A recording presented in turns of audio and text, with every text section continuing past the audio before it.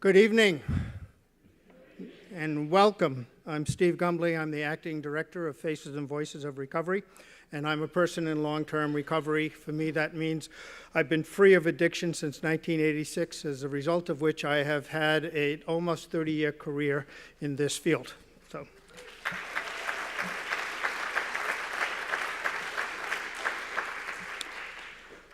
we're here tonight for America Honors Recovery, to honor recovery itself by recognizing the work and success of several individuals and a recovery community organization. Really, though, we're celebrating the recoveries of almost 25 million Americans. And our community includes not just those of us who are in recovery, but our families, our friends, and our allies. If we figure that each one of the 25 million of us touches just 3 other persons, we are 100 million strong.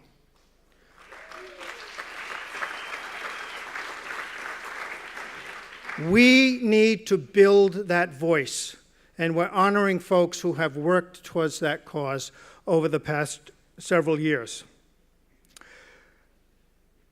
I should mention also that this is a major fundraiser for us, and I think we're pretty close to our goal of $100,000. Thank you to everyone who has participated in that, and our sponsors.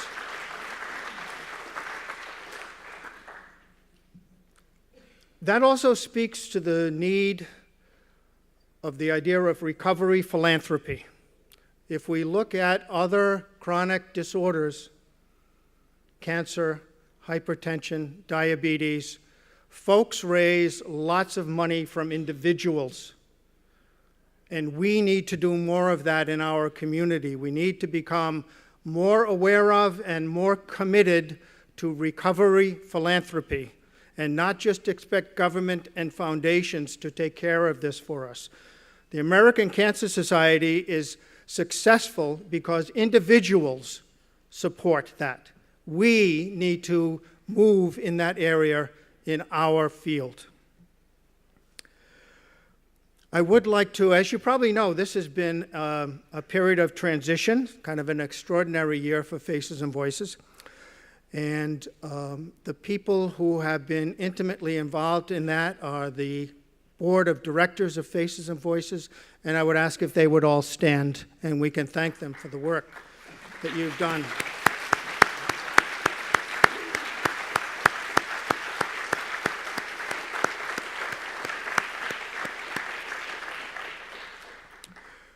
Several of these folks have been involved specifically in this fundraising event. Tim Cheney and Richard Buckman, and also our colleague and filmmaker extraordinaire, Greg Williams, has been an integral part of this. So thank you to all of you for the hard work in making tonight so successful.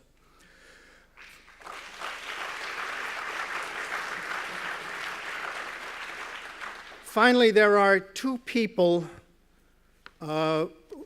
without whom we would not be here tonight. Their extraordinary work over the last year, particularly the last 6 months, has made us the organization we are and brought us to where we are tonight. And the first, did you like the food? Okay. Jerry Gillen is responsible for that and for putting all of this together and for holding the office together at Faces and Voices of Recovery, and I think we should thank him. Jerry, where are you? There he is. Jerry, this is for you. Thank you.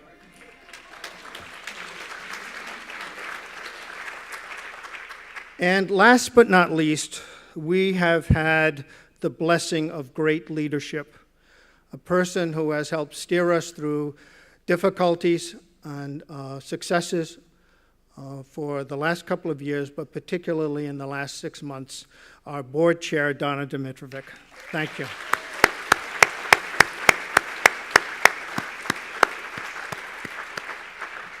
And now it's my pleasure to introduce our host for the evening, our MC, William Cope Moyers. Come on up. Thank you.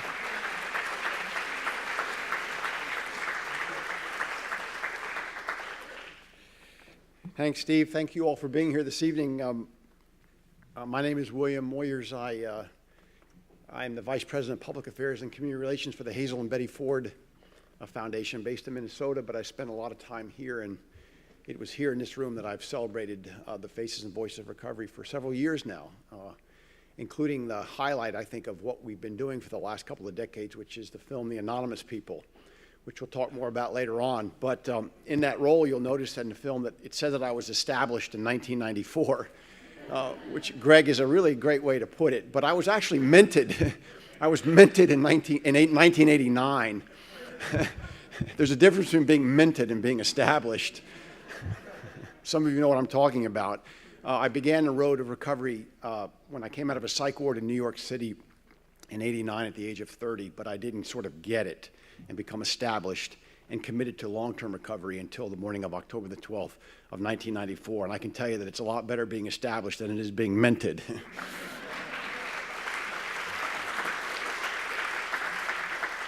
I'm your MC for tonight, which basically means this: turn off your cell phones or put them on mute. It's great to be here. What a great accomplishment for an organization that's been in a period of transition. It's nice to see that despite the transition, the commitment to the mission remains.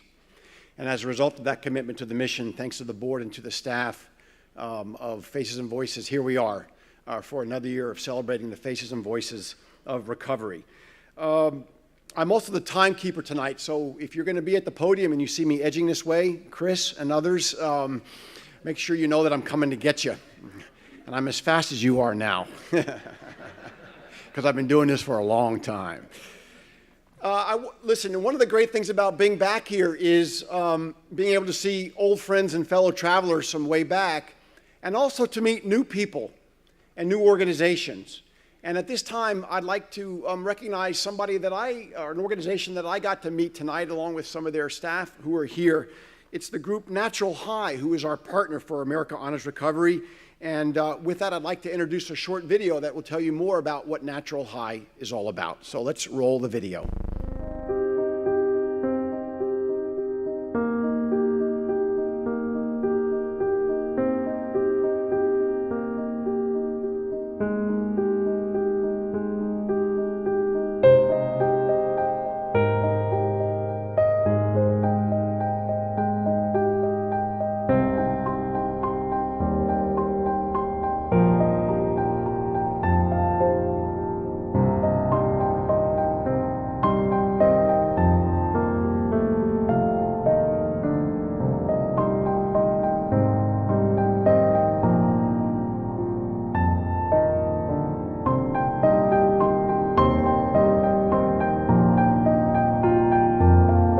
My name is John Sant. I'm from La Jolla, California, and the reason I produced this video and started the Natural High series is I lost my two little brothers to drugs. Steve and Eric, they had dreams. And they got sidetracked. They listened to some friends that turned out not to be very good friends, and they got them into drugs. And they thought drugs were cool. They thought drugs would lead to something that they didn't have. They thought they'd try to fit in and you know, kick it up a notch by doing drugs, and it killed them. The three musketeers, we used to call ourselves, wasn't the same.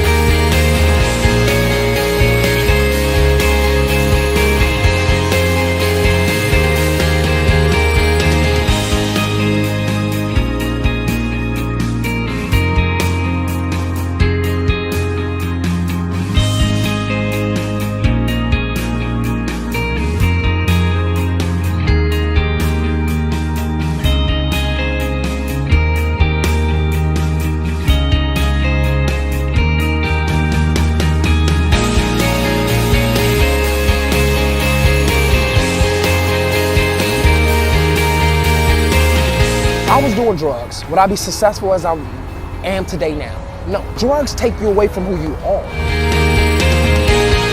Being a part of the Natural High message is extremely important to me because I've seen a lot of people go down the road involving drugs and alcohol, and it really is such a destructive path. This organization gives me somewhere to go, somewhere so I can talk to people who believe in what I believe in.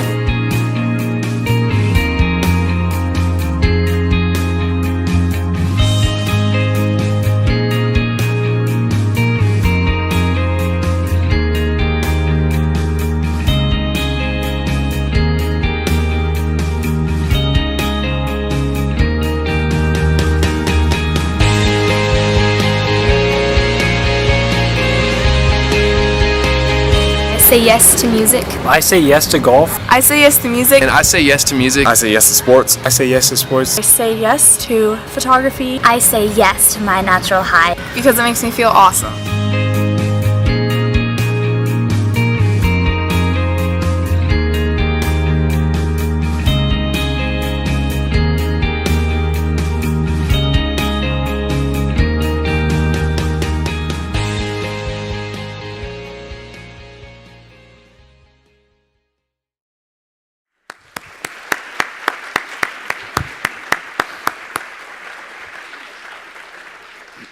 I've always made the case in my advocacy work for Hazel and Betty Ford that treatment is good prevention, but as we can see here tonight, prevention is good recovery as well. And I want to thank Natural High for the extraordinary support of America Honors Recovery and for the great work that you're doing with that next generation of people that means so much to all of us. Could I have a show of hands of the people from Natural High who are here this evening? Stand up even.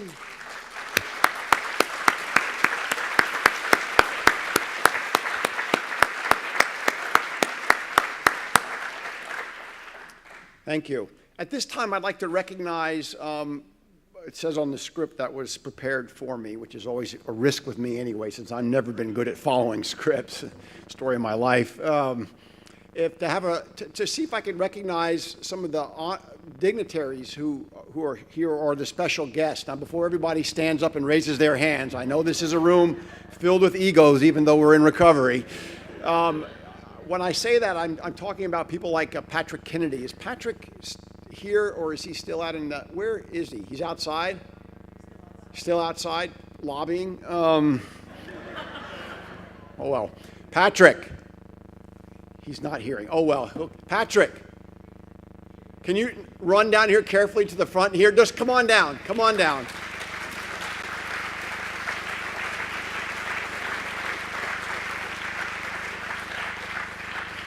Patrick,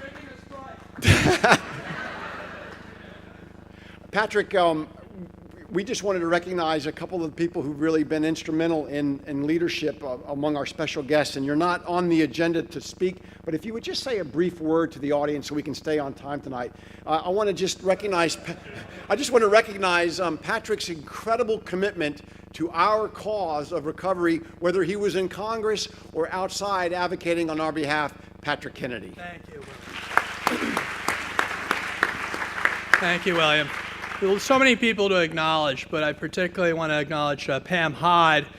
As you know, I authored the Mental Health Parity and Addiction Equity Act, and part of that was about bringing the mental health community together with the addictions community. God forbid we ever, work together, right?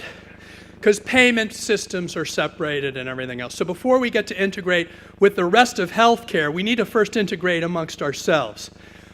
So Pam's done a difficult job bringing, quote, the behavioral health recovery model to healthcare. She's still got an uphill battle. We've got big challenges in Congress. I'm trying to keep involved as someone who can try to broker some way of us moving together forward, because it's only together that we'll be able to do this. I thank you, Cope, for all that you've done, and thank God for Faces and Voices, because Pam's not going to be able to do what she does. David can't do what he's doing. None of us can unless we have a political advocacy out there, and that is the key to Faces and Voices of Recovery, is finally putting a face and a voice into advocacy that can help change public policy. Thank you very much. Thank you, Patrick. Good job, man. For the record, that was a speech, that's the shortest speech that Patrick's ever made.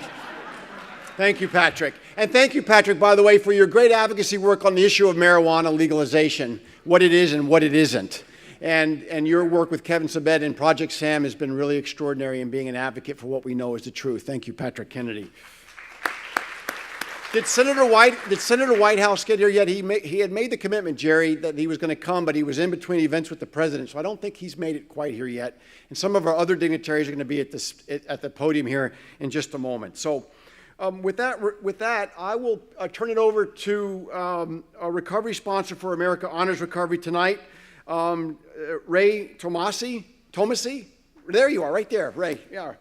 If you would come on up, of Gosnold of Cape Cod.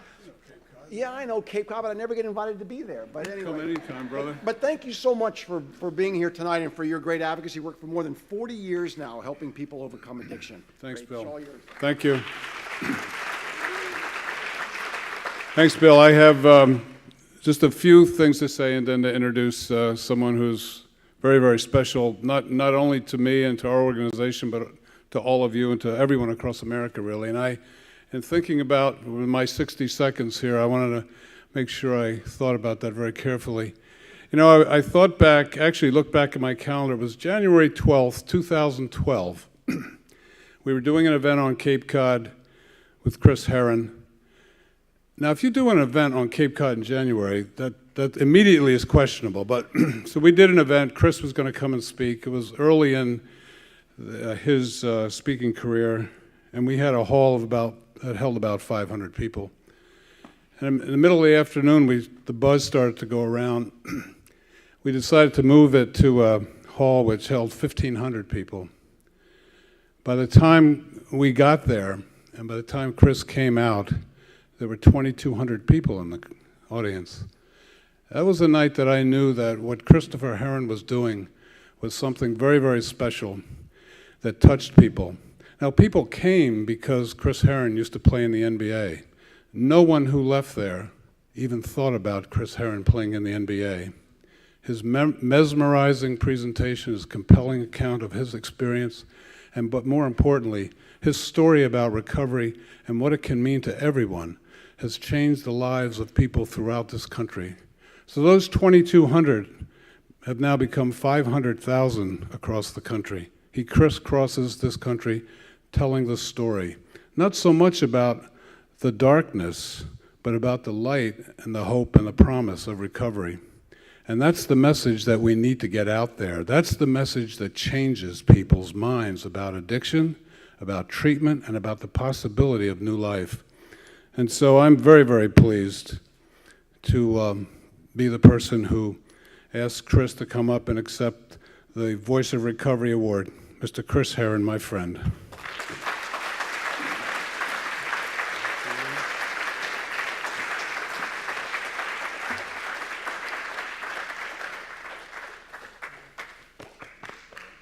Thank you very much. And this is the award, Mr. Herren. Thank you. Right here, Ray.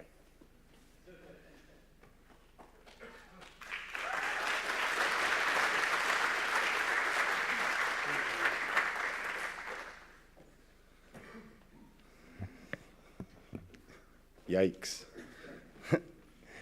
This isn't the crowd that I'm used to speaking in front of. Tuesday I had the honor of speaking to 250 NFL rookies down in Ohio, and I'll be going back there tomorrow to address those athletes as they start off the career in professional football. But I first want to congratulate all the people in the room tonight who are going to be acknowledged for their work, their tireless work, their work for people like me. I am honored and humbled to be on stage tonight to accept this award, but I'm truly grateful to be considered one of the many faces and voices of recovery in this country trying to make a difference. 4 years ago, I set out to share my story in hopes of making a difference. I share it to prevent one kid from going down that road I went down, from one parent watching that child go down that road like my parents did. You know, there are millions of people in this country that could tell the story. There's millions of people who have similar stories. The only difference in my story is that I played for the Boston Celtics. And because of that, I've been given a platform, and I've run with it. And over the last 4 years, I've been fortunate enough to share this story in front of NBA executives, NFL football players, college campuses, and high schools all across the country. And it's a responsibility that I don't take lightly. People often say to me, especially the media, but you could have, would have, and should have. And I say to them, but I'm right where I'm supposed to be, and I'm happier than I've ever been. Recovery has allowed me to make peace with my past. It's put a silver lining in my story. I remember walking into the rooms and people telling me that smile, that pink cloud will dissolve someday. And for the last 6 years, I've been on that cloud. It's never gone away. I don't think I've had a bad day in recovery. It's a true blessing. But none of this would be possible if it wasn't for Daytop and Gosnold letting a broke NBA player into their facility. It wouldn't be possible without the old-timers who so graciously showed me the way, for the coffee makers, for the people who set up the chairs and break it down, and especially for the newcomers who walk in the door and show us how bad it is, but then how great it can get. I'm here tonight accepting an award, but there's people here with me that could be standing up accepting this award as well. Bobby Egan, Kevin Michaelazik, my two childhood friends who I grew up with, who dared to get sober before me and has walked me through this process hand in hand. Jenny Switer, who I walked into her house 5 years ago to start a little basketball company, and never in our wildest dreams could we imagine we'd be here today. I love all of you. My wife, who, once again, selflessly stayed home to take care of the kids. We're currently in the middle of a move, and she's staying on top of the contractors. But my family, they're the real faces and voices of recovery. Their smiles is a testament to my meetings. They get in the car without asking where we're going. My son, Drew, growing up as a kid was a little different. He wasn't into Spider-Man and Superman, Batman. He had this thing with Santa Claus. And I would walk into my house on a hot, humid day in the middle of summer, and there would be my little boy, 4 years old, in a Santa suit with a cotton stuck all over his face, saying, ho, ho, ho. And to be quite honest, it got weird. It got weird. And then one day I was staring at him from a different room, and I said, you know, that's my little sober baby. Why isn't every day Christmas for him? Why wouldn't he be Santa Claus? But tonight's not, for me, it's not about the award. It's about all of us celebrating life in recovery. It's about another 24 hours, because at the end of the day, that's all we have. And to be quite honest, I wouldn't have it any other way. With the grace of God and one day at a time in my life, for the past 6 years, I've been good enough. Recovery has given me a chance to be a father, a friend, a husband, has allowed me to find strength in the struggle. And for that, I will continue my mission, my purpose, to reach just one. Thank you for honoring me tonight. I couldn't be more grateful. God bless.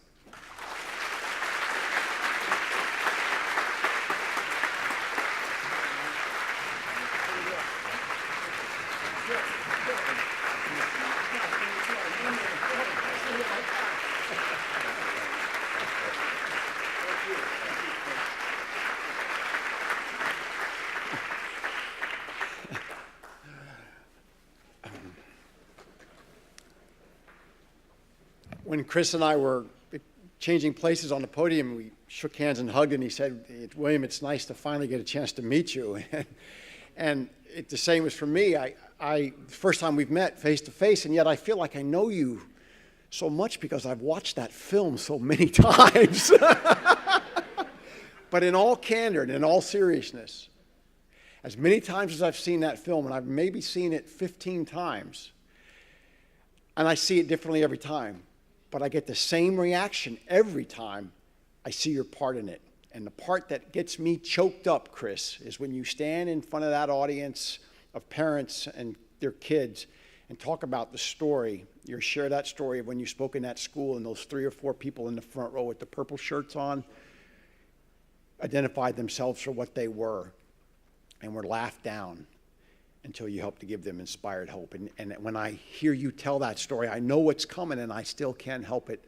I get choked up and I know exactly why we are who we are as advocates. So thank you to Chris Herren for all you're doing.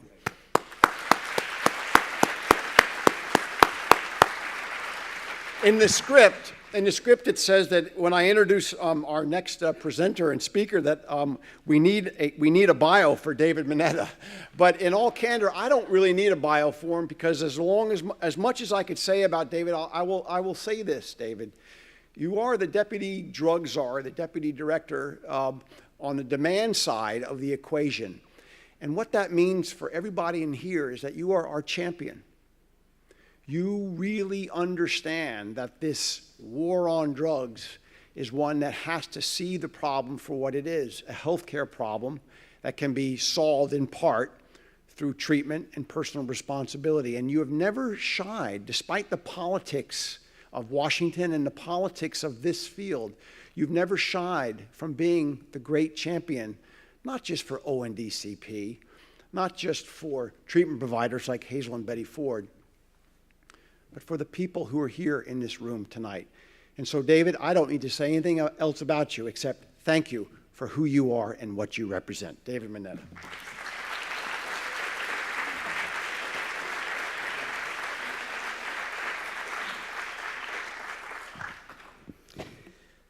Thank you very much, William, for that wonderful introduction, and thank you also to Donna for inviting me to participate in tonight's event. It is an enormous privilege and honor to be joining you all and recognizing this amazing cast of our field's leaders. And, I just have to say how always inspired I am whenever I hear Chris speak in whatever venue. And he did I have to say, a fantastic job last year at the Hub event in Providence. And it is truly humbling to be here among such giants, I think, in our field and such leaders. On behalf of ONDCP's acting director, Michael Botticelli, I want to salute each of the honorees and all of you who are assembled here tonight. Also want to thank our colleagues in the room from the federal government. I want to thank Pam and her staff for the amazing job that they do every day in making sure that Americans, wherever they are, have prevention, intervention, treatment, and recovery supports in their communities. I want to thank Pam for all she does every day. So looking out from the podium tonight, I see a room full of people in recovery and recovery allies, all of whom have been affected by the tragedy of substance use disorders, but probably more importantly, have been touched by the transformative miracle of recovery. Because of the groundbreaking work so many of you have done and continue to do, I know selecting tonight's honorees was a difficult task. Fortunately, that had nothing to do with my job and had nothing to do with my daily responsibilities. And those who made the selection did an outstanding job. And although we are here to celebrate a small number of honorees, I'd like to acknowledge the contributions of everyone here this evening, those in recovery as well as their allies. In 2009, under the leadership of one of this evening's honorees, ONDCP began to expand national drug policy to include recovery. In 2010, the Obama administration released our inaugural National Drug Control Strategy, which pursued specific policy goals in support of recovery while continuing to seek input on how best to shape policy in this domain. The first ever recovery branch was then established to support the federal government's recovery goals and objectives. And all this happened with input, support, and leadership from many of you here in this room. Recovery, in fact, is on the national agenda because you helped put it there. And it will stay there because of your efforts, because of the efforts by the recovery community. To our honorees this evening, I say thank you. We all benefit from the work to which you have dedicated yourselves, and tonight we are fortunate to have the opportunity to celebrate and publicly recognize your contributions. Every time we have the chance to honor a leader in the recovery community, we help give recovery a face and a name. This applies not only to honorees who are in recovery, but to those affected by substance use disorders who today champion the transformative power of recovery. Our voices, our causes, our actions, and our accomplishments are a testament not only to the possibility of recovery, but also to the fact that recovery can and does transform individuals, families, and communities. By standing up and speaking out, we are beginning to change the perception of substance use disorders and recovery and the national conversation about them. As these perceptions change, new pathways to the many needed changes in policy and law have already begun to open. So finally, I'd like to leave you with a statement by President Obama that fits this moment and applies to all of you who are leaders in the field. One voice can change a room. And if one voice can change a room, then it can change a city. And if it can change a city, it can change a state. And if it can change a state, it can change a nation. And if it can change a nation, it can change the world. Your voice can change the world. The power of the human voice to tear down the walls cannot be overstated. And the voice of the recovery community is gathering strength and allies, and those in recovery, as those in recovery speak with one voice. We are so fortunate to have leaders in the recovery community and the recovery movement to be here tonight and to be recognized for their many accomplishments. On behalf of the President, on behalf of Acting Director Michael Botticelli, we all want to say thank you all very, very much. Great, thank you very much.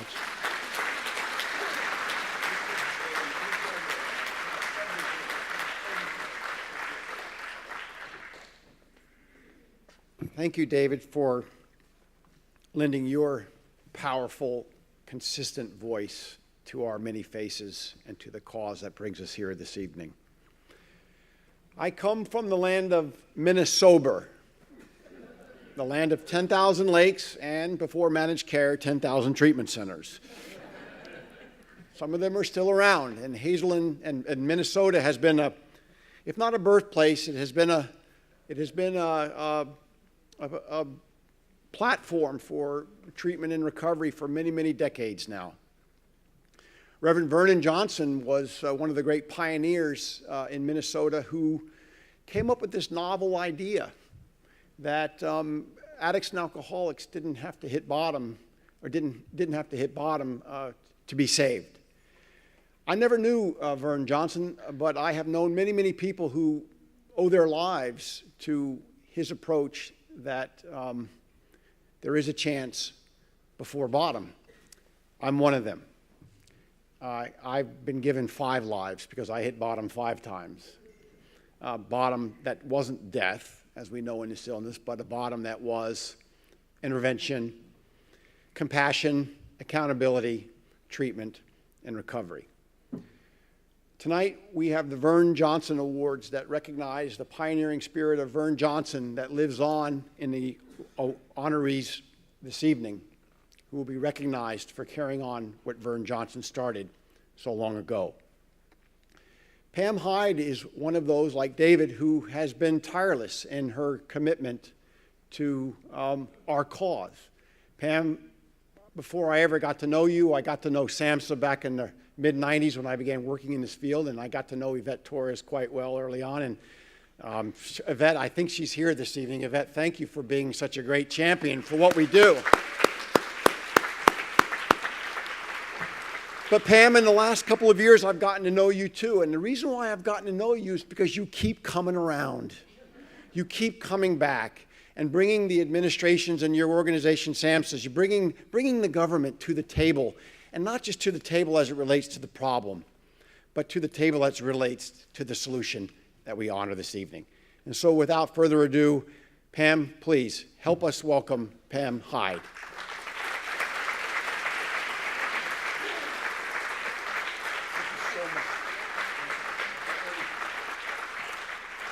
Thank you, William.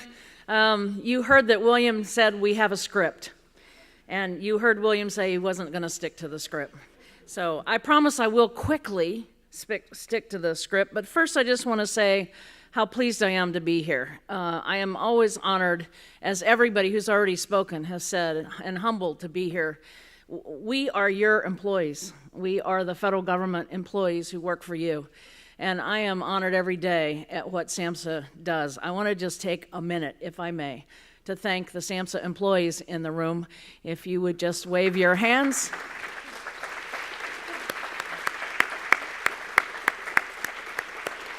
You know, Samhsa is a fairly small federal agency, but we have a very big mission. And we do some of our work by giving out grants. We do some of our work by annoying other people to try to get them to do things that we think they should. We call that policy work. And we do a lot of data. And so sometimes the data you use where you know that most people who have needs of treatment don't get it. And we are the people who provide strategic initiatives for our work, and one of which is recovery support. And we've gotten a little crap for that, but we have stuck to our guns about that because we believe that it's so important. So we do a lot, but there's much more to do. And I just want to, before I get back to the script here, say that we have this incredible opportunity with over 60 million people in America getting access to new behavioral health benefits. We don't have the workforce to deal with that yet. Yes, clap for that. We don't have the workforce to deal with that. We don't have all the policies in place to deal with that. We don't have all the needs covered to deal with that. David, we're still working on it. But we have this incredible opportunity, and the work is not done, even though we had the first open enrollment period and so much happened. So we at Samhsa continue to work on all of that with all of you, and thank all of you, especially the board and staff of Faces and Voices of Recovery, for the work that you do with us. So with that, let me say that our first awardee for the Vernon Johnson Award is Kathleen Gibson. She serves as the Chief Operating Officer of Oxford House, Inc., the umbrella nonprofit organization for an international network of self-governed, self-supporting recovery homes founded in 1975 by Paul Malloy, who I think is also here this evening. And Kathleen is, yes, thank you. Kathleen is in long-term recovery, and within months of entering recovery, began working for Oxford House, tirelessly spreading their successful model of peer-supported transitional housing. Kathleen.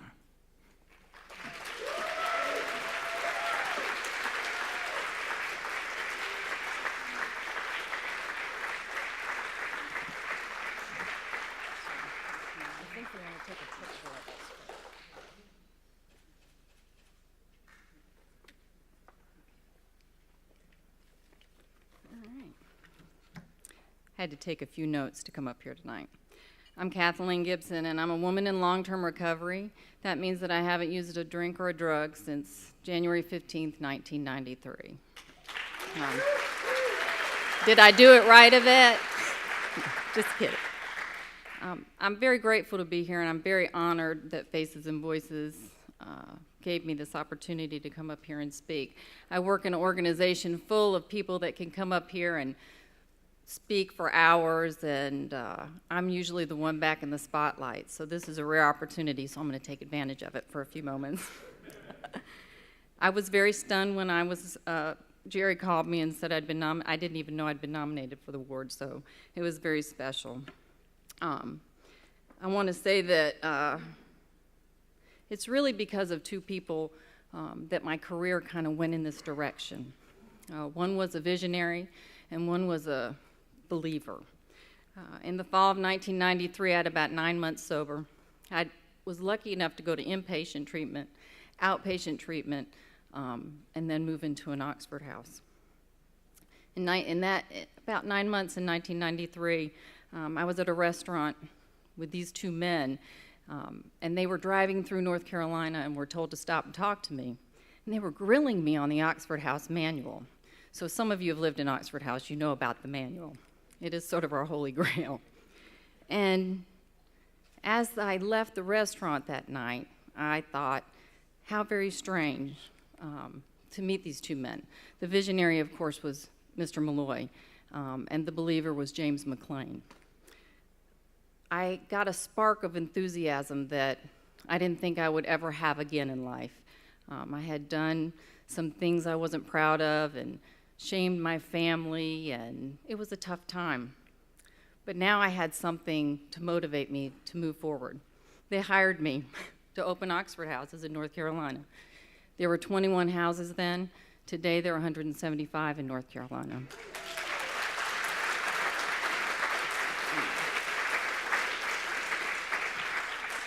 In the early years of my job, I thought Oxford House was all about a sober living model that was really successful.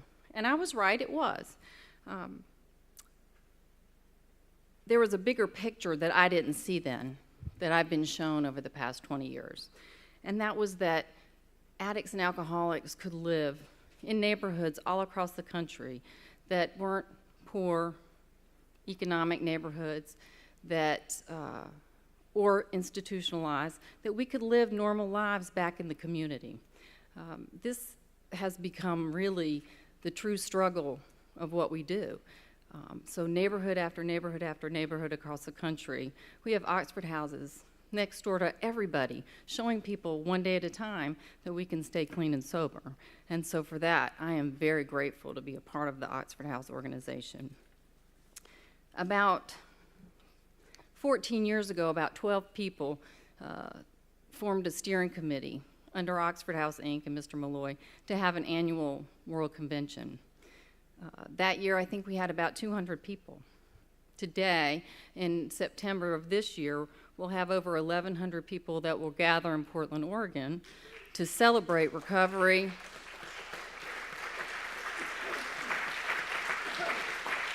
to be educated. Professionals will come, alumni, residents of Oxford House. It is an amazing event, and it has just really grown beyond what I could have ever imagined, and I've been very grateful to be a part of that. About 3 or 4 years ago, Yvette Torres came to one of our staff trainings and talked about Recovery Month and getting motivated. And Mr. Malloy, as he will often do, said, well, by gosh, we should do open houses across the country. And so we began sort of crafting that out. What would that look like? Getting outreach on board. Today we have 70 outreach workers around the country. That is amazing, opening Oxford houses. We have 1,757 Oxford houses. We have houses in Ghana. We have houses in the United Kingdom. It's just been an amazing experience. And I share about Oxford House because this has been my passion. This has given me a voice to talk about what I believe in. It has also been a way for me to heal. Tonight my brother's here. He's in recovery. So it's a family disease, but we also recover as a family. So I'm very grateful, very honored that you would give me this award tonight. And I'm going to continue on the good work. Thank you.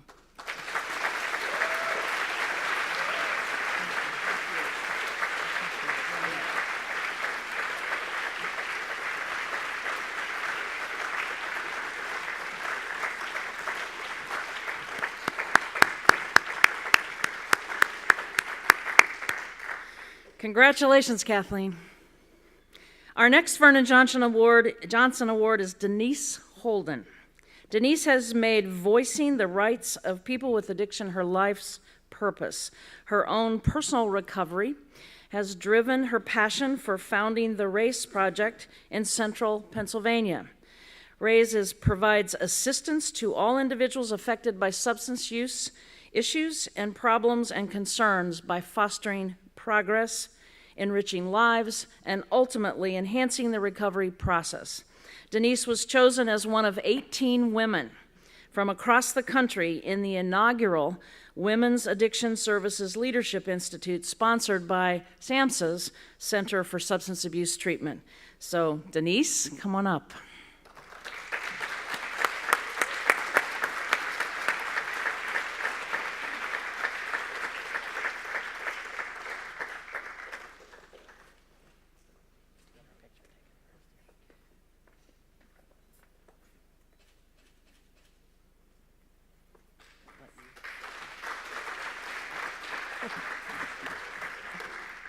Hi, I'm Denise, and I'm a woman in long-term recovery.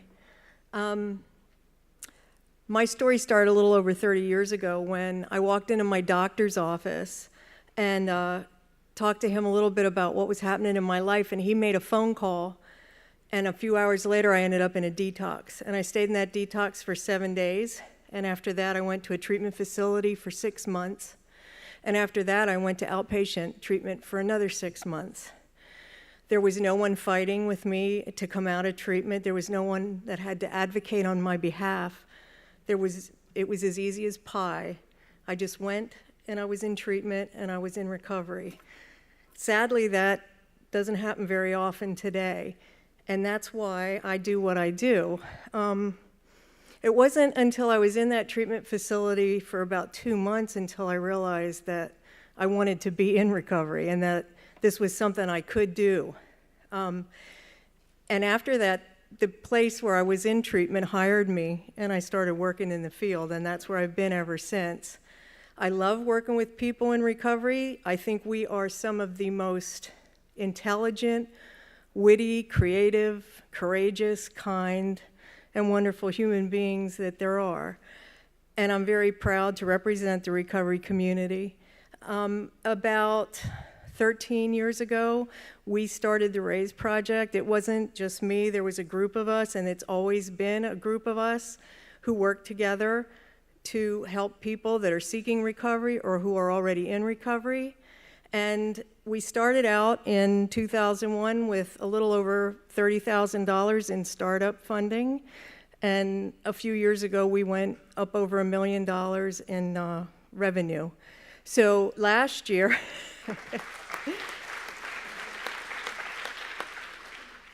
the RASE Project touched 2,472 people in central Pennsylvania, and that's why I keep doing what I do.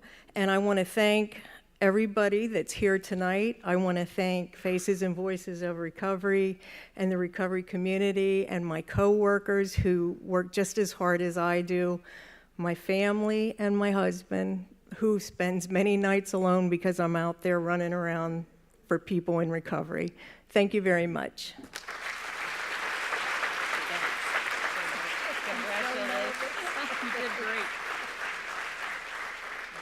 Congratulations, Denise. Our next Vernon Johnson awardee is Allen McQuarrie. Allen has been in long-term recovery and actively involved in the recovery movement for many years. He's been the chair of the Bucks County chapter of PRO-ACT for 15 years, serving in many capacities: mentor, trainer, advocate. He's worked with the criminal justice population, with military and veterans, and other volunteers. In addition to working with legislators and mentoring others to do the same, Allen has established alliances and other groups to make the voice of recovery heard. Allen.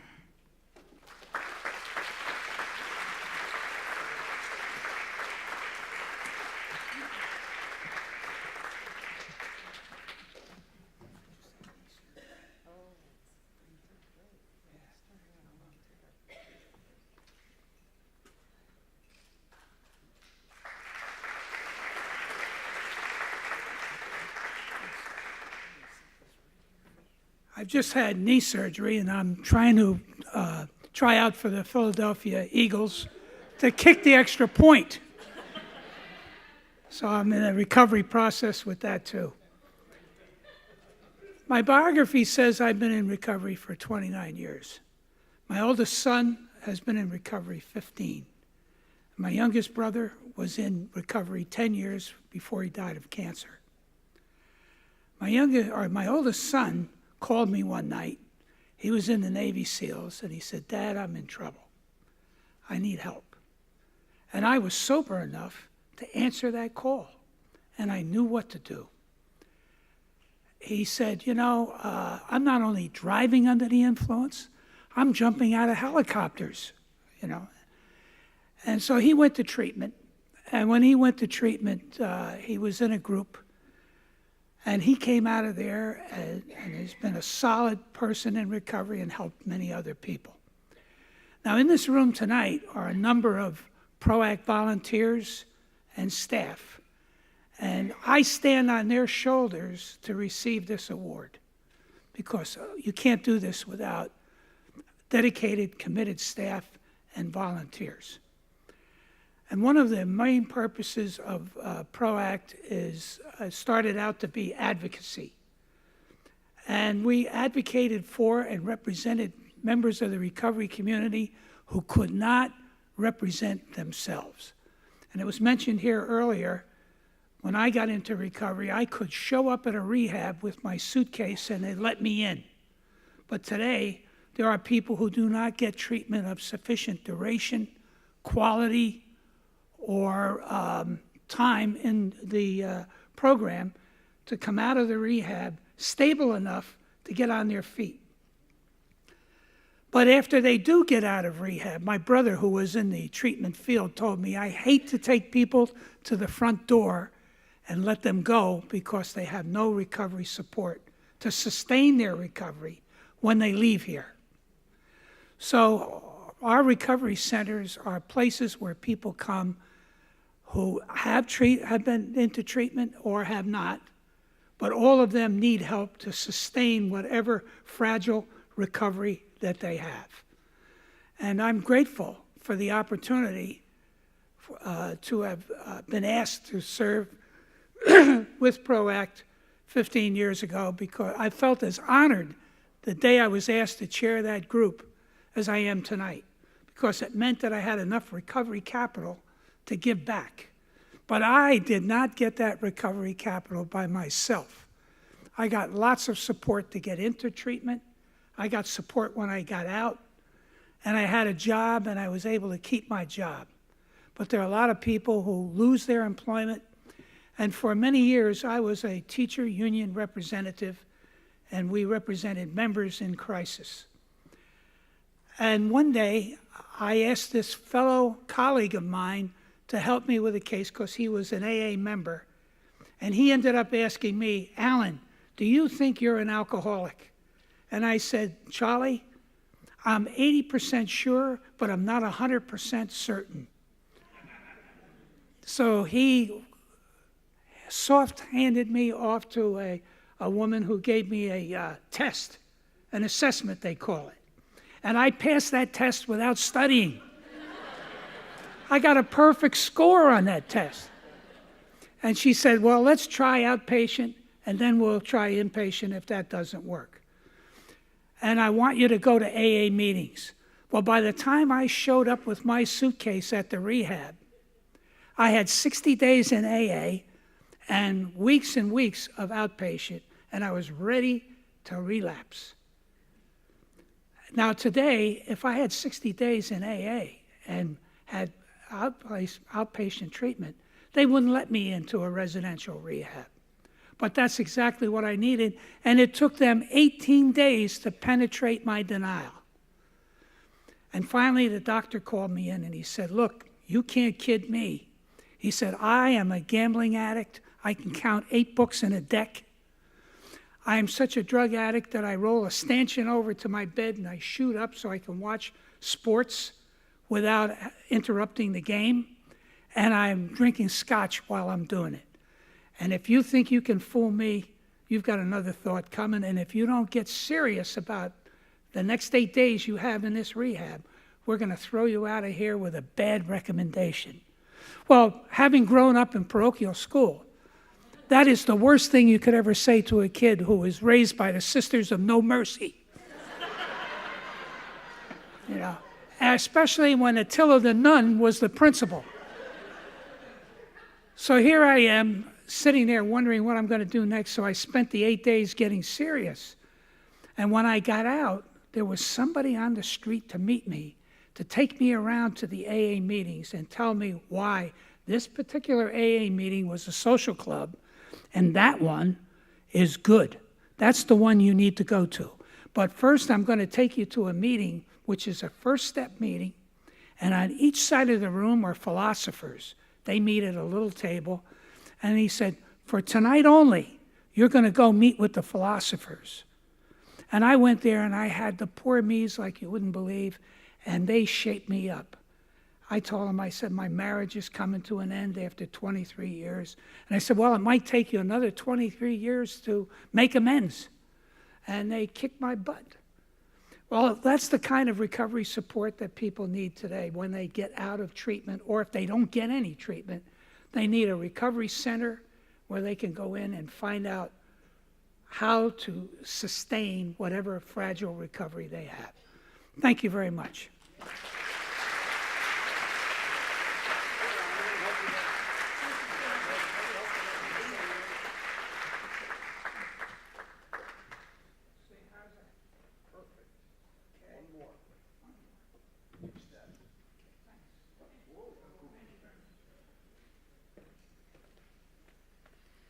Congratulations, Allen, Denise, and Kathleen. One more round of applause for our recipients.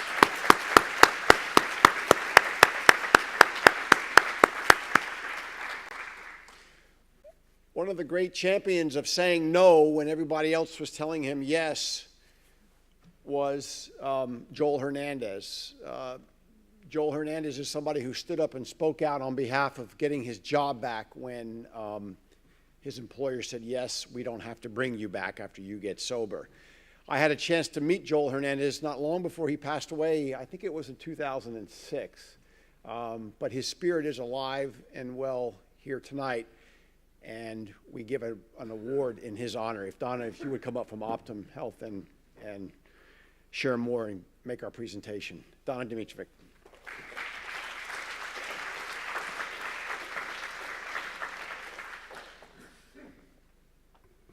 Good evening, everyone. On behalf of Optum, I take great pleasure in presenting the Joel Hernandez Award to Ms. Anita Bertrand Bradley, Executive Director of the Northern Ohio Recovery Association, otherwise known as NORA. NORA was founded in 1996 by Anita with support from Samhsa Center for Substance Abuse Treatment. The vision included 3 recovery resource centers in Northern Ohio and providing recovery support services to 1,250 people a year. This has sparked recovery support services and other important educational forums for almost a decade. Please help me congratulate Nora and Ms. Anita Bradley.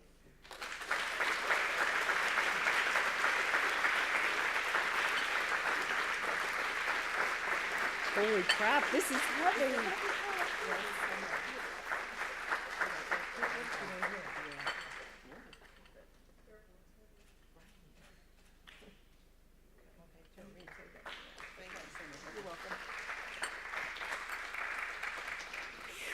Wow, congratulations. Congratulations to all the recipients. And I want to thank Faces and Voices of Recovery for thinking enough of the work that we do, or I really call it a ministry. I have to, you know, they told me to be myself, so it's a ministry for me, it's not work. But I want to thank Faces and Voices of Recovery for thinking enough of what we do in Ohio to even want to honor us for an award. You know, the entire state is so ecstatic. You know, as I was coming here, I was getting phone calls and text messages saying congratulations, and the staff was telling me that our Facebook page which is, we have a support service, social media, where we send out media messages all day long to people to give them encouragement. They were telling me that there was just so many hits on the page and so many hits on the website. And so it really just touched my heart, you know. But I want to say, you know, I've been sober for 24 years. Last month I celebrated 24 years of recovery. And when I was growing up, this is not what I set out to do. By way of, you know, a tragedy with my family, I lost my dad and uncle in a boating accident. And from that trauma, I began to use cocaine. And I used it for about 4 years until one day, you know, and it was God. You know, I asked God to help me because I didn't know what to do. And I made a commitment that I was going to go to a treatment center. And I'm so grateful for public assistance and health care because I didn't have any health care at the time. And I went there for 90 days and I made a commitment that I was going to follow the instructions of those who were before me and do what they told me to do. And one of the gentlemen kind of reminded me of, you know, where I come from, because in Ohio, we call them old timers, but we're from the birthplace or around the birthplace of Alcoholics Anonymous, and there's a lot of people that have long-term recovery, and they were by the book, you know, and we had to follow, you know, the path, and it was real, it was basically the book and the fellowship, and you don't waver from it, and it worked for me. But as I began to work in the field, I began to look at how many people we were treating in treatment centers, and we were doing a wonderful job at that. But then also I began to look at what I call recovery capital. And I knew that there were a lot of people like my coworkers, my coworker who traveled with me, Delilah, who actually was one of the first people to work with me when we started NORA. But there were so many people, instead of us looking at the glass being half empty, looking at the glass as half full. What is it that we have to offer? What is it can we tell people? And I decided that we should, I had this great idea that we were going to provide service to 1,250 people a year for 4 years, and that was what that grant said, and we actually ended up doing it, and I'm still here, you know, but we ended up developing all kinds of recovery support services for the community. We developed those 3 centers in Akron, Cleveland, and Lorain. Recently was asked to come out to Sandusky and start a program. They're talking about building a center because we're having a crisis. And for me, as long as we're having a crisis, I'm going to be on the battlefield doing this work. I remember in treatment getting on my knees and I asked God, if you help me, if you save me, I will dedicate my life to you. And that's what I've done. You know, this award is for the organization, it's for the community, it's for all of you who give so much of yourself. But it's also for those people who didn't make it. It's for the person who I dated when I was in my addiction, who I found out 2 weeks ago died 2 months before I got sober. And I thought that I had broke up with this gentleman, but the more I look back over things and how he just disappeared from nowhere and I didn't know anything about it because he was from another city, I look at it like, you know, I thought I broke up with him, but maybe I didn't. You know, maybe, you know, he moved on to somewhere else and I had to move on to do the work that is before me. And so the award is really for people like that. It's for people like his mom who had to bury him. It's for people like this group that's in the suburbs of Ohio that have this family called Robbie's Voice, who are out there talking about addiction because this young man went to the dentist and began to use prescription drugs and then became addicted to heroin. And he was only there, you know, for a dentist appointment. And it's for people like that. It's for all of us to continue to do, you know, the work that we do. You know, I just want to say that I'm so grateful that I am no longer that person who I first came around. I was ashamed to tell people that I was in recovery because I used crack cocaine. I was ashamed to say that because of the stigma. But over time, being into recovery, You gave me my life back. You gave me my self-esteem. You gave me my pride. I have to be careful with that, though. No, seriously. You gave me that voice that wanted to go back and to reach back and to help pull someone else up and tell them that there is a God and He is still in the saving business, and that now we have insurance, and now we can get to treatment, and now there are so many more of us who can come together and we can reach back and help someone else. So on behalf of Northern Ohio Recovery Association and the entire state of Ohio, I just want to salute you for the work that you do, and I thank you.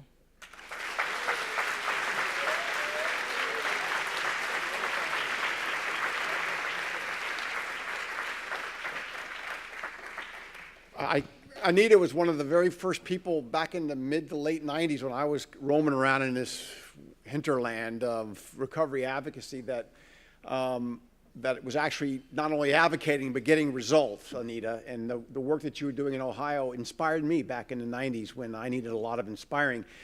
I was reminded tonight, by the way, Anita and I were talking about how it was we first met, and one of the great mysteries that we have not yet been able to figure out all these years later is how it was that we were invited to participate in a 12-step meeting in the basement of Dr. Bob's house in Akron, Ohio, put on by none other than ONDCP. Never mind the traditions and all that other stuff that was going on out there. I don't know how we got invited or how we ended up there or how it was that ONDCP and another administration engineered that whole thing, but it sure was an eye-opening day for me, and one that I still remember all these decades later on. So Anita, thank you very much for being a great champion, not just in Ohio, but all across this country. We're a little bit over. We've got a few more minutes, and we have a good excuse to be over because we've actually had another member of Congress join us here. If you would come up, Representative Paul Tonko from New York, the 28th District. Come on up, Representative.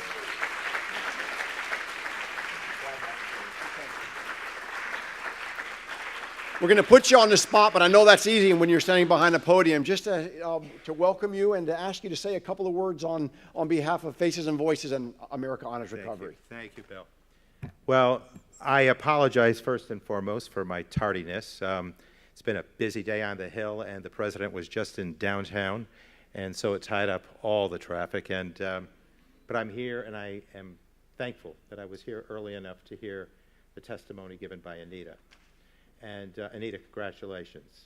Congratulations for your commitment to you and to those who love you. I stand here this evening as a proud member of the caucus in the House on addiction treatment and recovery. And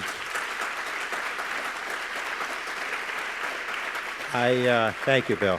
And I co-chair the efforts in our House, determined to get my colleagues to see addiction as a disease and to work through this whole effort that is so much requiring our support. I look into this room and understand that there are many, many superheroes who have taught us by their pain and their stability and their determination and their courage, their valor, their faith, and their hope that there is a brighter tomorrow, and that we need to honor that, we need to respect it, we need to nurture it, we need to reinforce it, and we need to commit to the determination to escape that struggle. To me, it is just so overwhelming to try and comprehend the amount of bravery that's required to walk this walk. You more than earn my attention and my respect for what you are doing day to day, perhaps hour to hour. I'm a firm believer that we're in this in a very connected way, that we are indeed our sisters and brothers' keeper, all of us being there as one, working together to provide the encouragement and the support that you may require. So I pledge here this evening to those of you who are faces and voices of recovery, whose faces and voices tell the stories that ought to mobilize us and motivate and inspire and challenge us.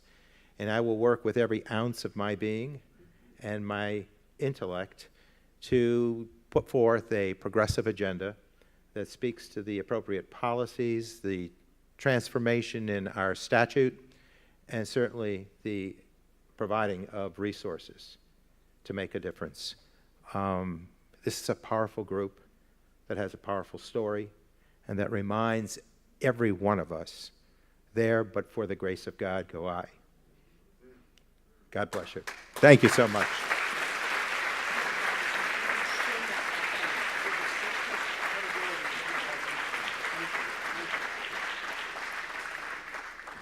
Congressman, I know that most of us are from places outside of your district, and so we can't vote for or against you, but I will tell you that in this room tonight, all of us are your constituents.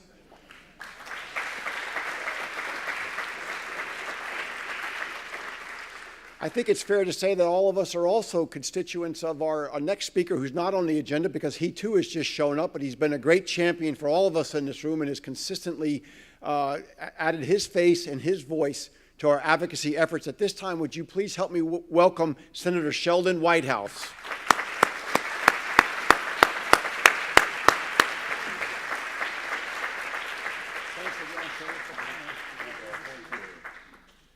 Thank you, Bill, and thank you all for being here. I'm kind of a regular here, it seems, so it's nice that you're still applauding, and I appreciate that.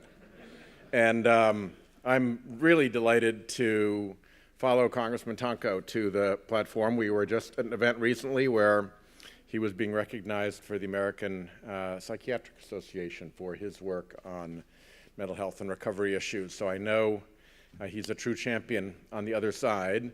And I want to congratulate Rhode Islander Chris Herren for his award and his recognition. We in Rhode Island are very proud of what he has done. And of course, Tommy Kader, I've known for a long, long, long, long time.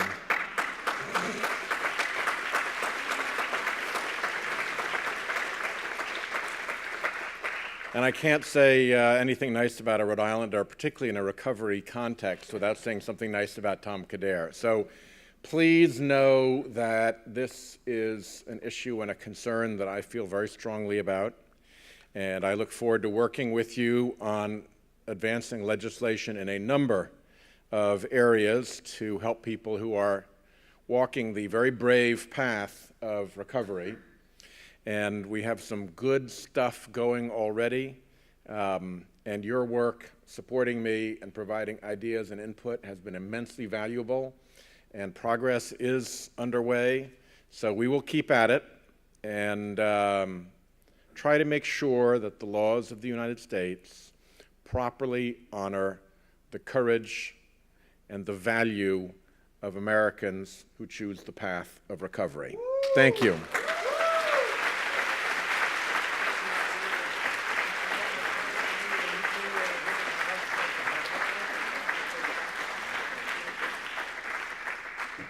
Wow. Well, we're almost done. And before we end, before I invite Bev Haverly to come up to the stage to present the Lisa Mojer-Torres Award, let me just tell you a quick story about Lisa. I met her back in the mid to late 90s when I was beginning to do recovery advocacy through some sort of Samhsa event. I can't remember what it was exactly, but we were on a committee together, and I got to tell you, I sat next to her, and she scared me to death, Lisa did.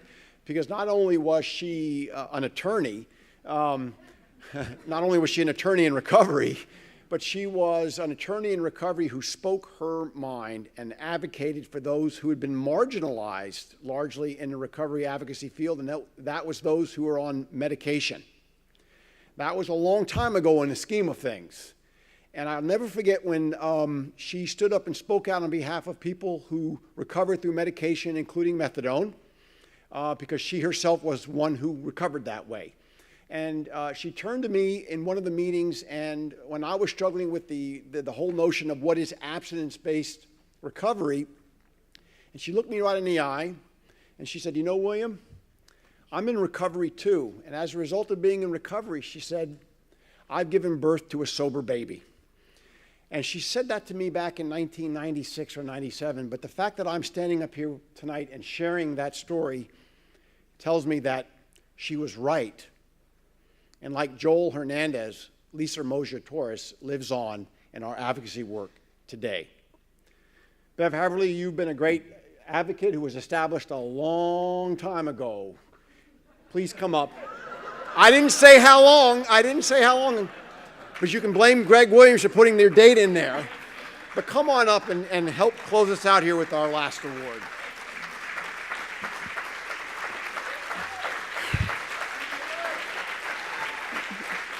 Good evening. I am Bev Haberly, and I'm a person in long-term recovery, and that means for 43 years. I haven't used alcohol or any other drugs.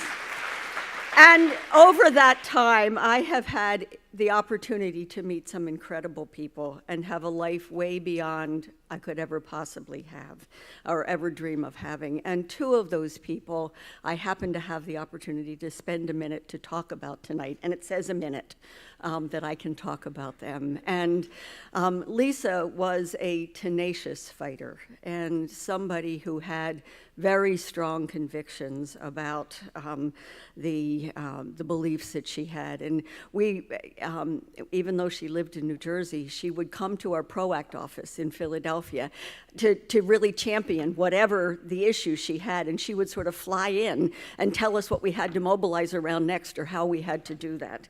And so, you know, with that fighting tenacity, she also always believed in the dignity and the rights of every person. And she did that in a way while she was losing her own battle.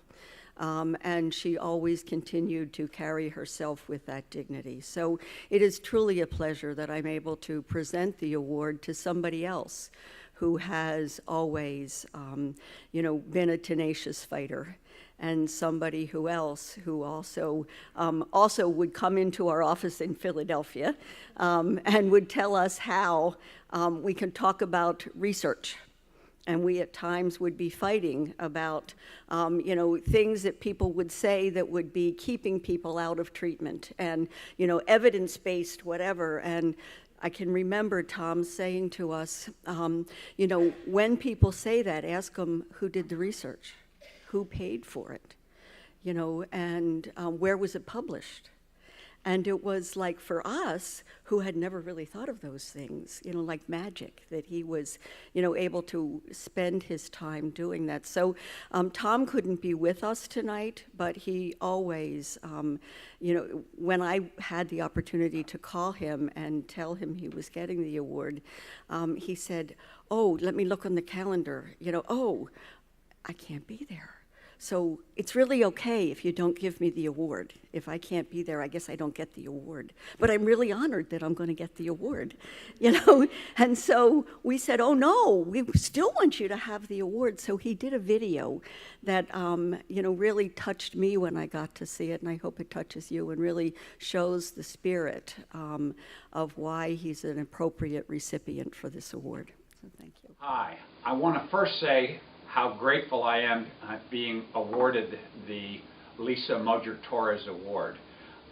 Second, I wanted to say how sorry I am that I can't be there in person. This is a very, very important award to me, and if I could possibly be there, I would. And I want to say thank you particularly to Carol and Greg and Bev and so many more of my friends at Faces and Voices of Recovery for their help in nominating me. More than anything, I want to say how humbled and honored I am at having my name associated with any award that bears the name Lisa Mojer-Torres. I knew her well and thought the world of her. I admired her courage. I admired the way she fought for the rights of recovering people. She did it personally, and she did it on behalf of everyone who's in recovery. So that by itself means an awful lot to me. But I confess I have several other emotions. First, surprise. Most of you must know that I am not personally in recovery, and I'm very surprised but also honored that a recovery-oriented association would make this award. So thank you.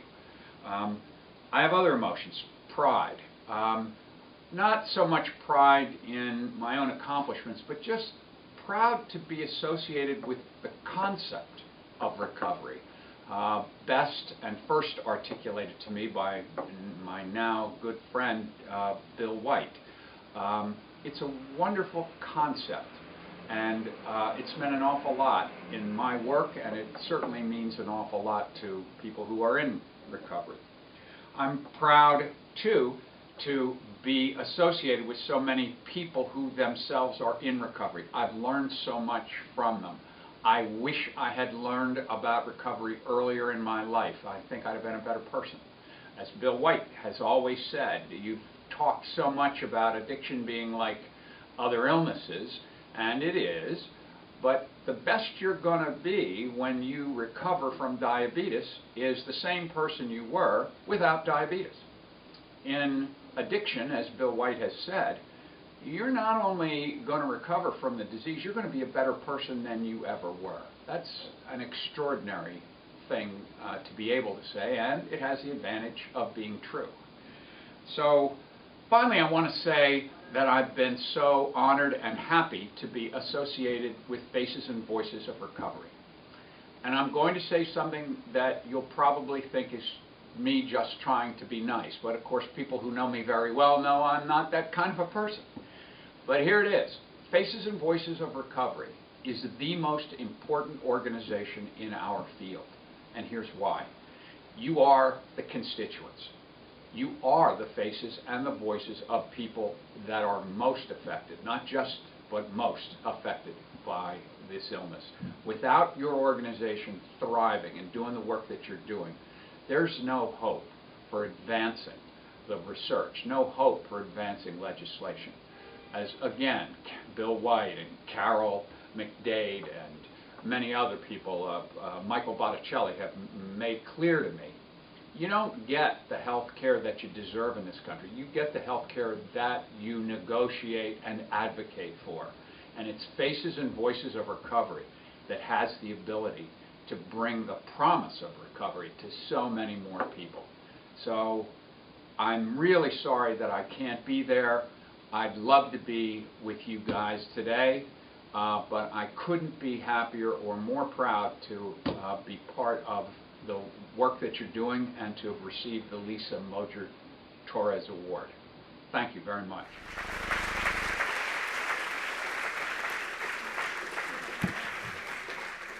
And the good news is that while Tom could not be here tonight, he is on the board of trustees of the Hazel and Betty Ford Foundation where I work, and Tom is a tireless advocate for the public policy and the public advocacy that is so important to changing the terms of the debate for the sake of those who are not here tonight.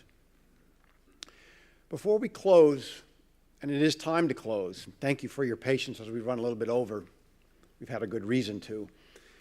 I wanted to ask impromptu Greg Williams to come up, Greg, if you would, to the stage, because this is an incredible moment, not just for Faces and Voices, not just for government policy, not just for all of us in the organizations that we represent, but it's an incredible moment. Come on up, Greg. It's an incredible moment for what Greg Williams has created for us. Greg is the 26-year-old filmmaker. Are you 30? Greg is the 30-year-old filmmaker. In fact, you weren't even born when Bev was established. Wow. But you are that next generation. You're the filmmaker who's filmed The Anonymous People. Raise your hand if you have not seen the film. Okay, you are in deep trouble. Come and see me afterwards. One person. Greg is the filmmaker who's filmed The Anonymous People, has probably done more to advance not just our cause, not just our purpose, but our results than anything that's come along, Bev, maybe in your time or in my time, or David in your time, Pam in yours, Ray in yours. I mean, it's a moment that has galvanized this disparate, balkanized at times effort in a way that we leave here tonight with great hope, because this film has not only taken off in places in big cities and small communities around the country, but you can also now get it on Netflix. And so, Greg, I just wanted you to just come up here very briefly and say something about where we are in terms of our Many Faces, One Voice, this film, and your perspective going forward, and then we'll close. Greg Williams. Thank you, William. And I really didn't expect to say anything, and it's been a wild ride over the last couple of years. I was so excited when Pat Taylor introduced me to William Moyers because I had read his books, and this has been going across the country showing this film. Last night I was in San Diego, and I think a woman said it better. We were having a debate about anonymity, and she said, I came into this film screening tonight prepared to be pissed off at you, and I'm leaving inspired. And I think that, to me, is a testament for what Faces and Voices of Recovery has stood for, what they've created, with the work of Bill White, and so many people in this room understood. I think Tom Hill, on an email chain early on, wrote back when we had some RCOs who were showing this film, and everyone was like, oh, we're getting a lot of pushback on talking about shame and anonymity and recovery and public recovery, and some of the RCOs were feeling some pushback. And Tom wrote wisely that, we did a lot of work on doing our homework around this stuff. We've created a lot of tools.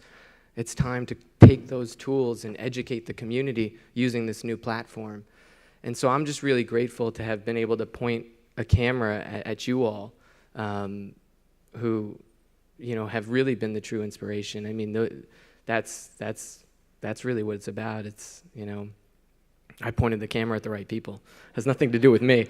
And you guys are on the front end of a massive social justice movement, in this country. And we're going to see huge transformative changes, because of some of the legislation that we have, because of some of the leadership that we have in Washington, but because we're starting to really unearth people who have power and deep wallets and and connections. And I mean, that's, because people in recovery are everybody, and that's really the beautiful part about this, is that we are everybody and we can stand up and we have talents and things that can help advance the suffering piece. And, I think, Steve talks a lot about it with citizenship, and that's where the recovery community often gets confused when they watch the movie, or they get confused about Faces and Voices because they don't necessarily see themselves in the recovery as part of their citizenship and bringing that asset to their citizenship. So I look forward to what's next, and thank you very much, William, for all the work. Thank you.